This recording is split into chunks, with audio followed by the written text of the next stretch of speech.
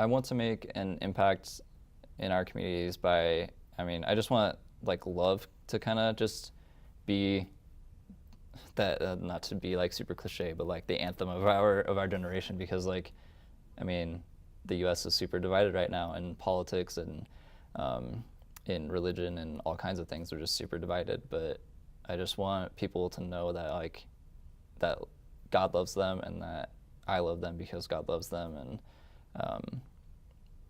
I just want our communities to be together and to learn how to reconcile with each other and learn to have peace with each other, even if we don't agree on religion or politics, like, because those don't, like, they're not our definition, like, those just a part of us.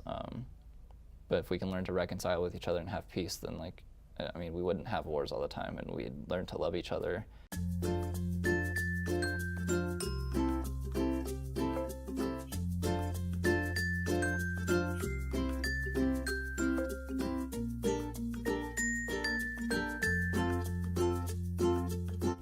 My name is Daniel Pacheco. I am a sophomore in school, and I'm studying religious studies.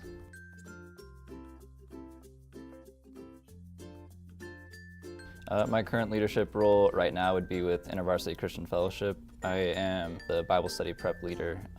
My job is to do all the biblical research of historical context of the Greek culture and Roman culture and Jewish culture of the time. Before getting involved with InterVarsity, I became a Christian in high school. 2 years later, I came out here for school and was actually trying to join a different Christian club. There was a Crusaders representative and an InterVarsity representative at Capital Church, which is where I started going. I accidentally talked to the InterVarsity representative and started going to their Bible studies, and eventually, after a year of being doing just their Bible studies and going to their events, one of their staff asked me to join the leadership team. When I get the chance, if I get to go back to Colorado for the summer, I volunteer with my home church and do kids camp.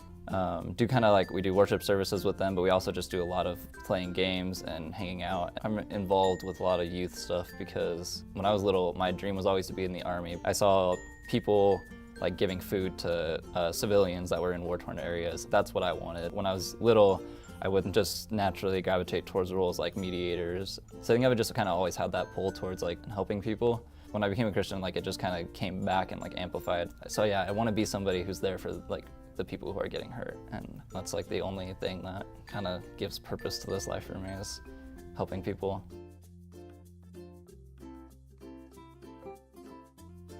So I'm a cashier for dining services. I work in the food court in the Union building. Through dining services, I was able to make some really cool friends with people I probably would have never met, and I only got my job because of one of my friends. He was already there and he knew that they needed people, and then I met Caesar through that, and he became a pretty good friend. We talk every once in a while, and I think when I go to California over spring break, I'm gonna try to see him, and I'll definitely see my friend Alex, who got me the job. But yeah, I think those are kind of the good things that I've gotten out of dining services, is the friends that I've been able to connect with through just being on the job.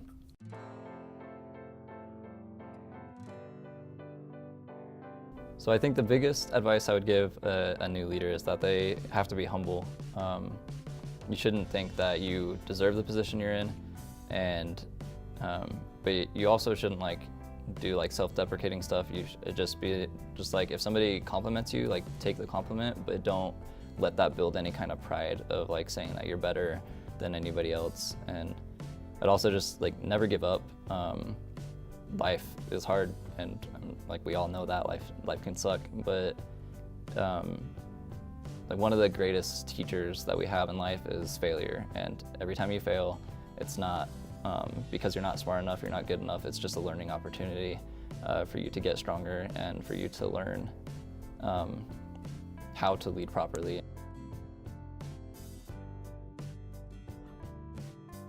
So this scholarship is going to help me achieve my goals because my family can't support me financially at all. There's just a lot of kids to take care of. With this, it means that I don't have to pull out as many loans. Now instead I can go straight into InterVarsity and just do what I want to do and not have to worry about paying debt back.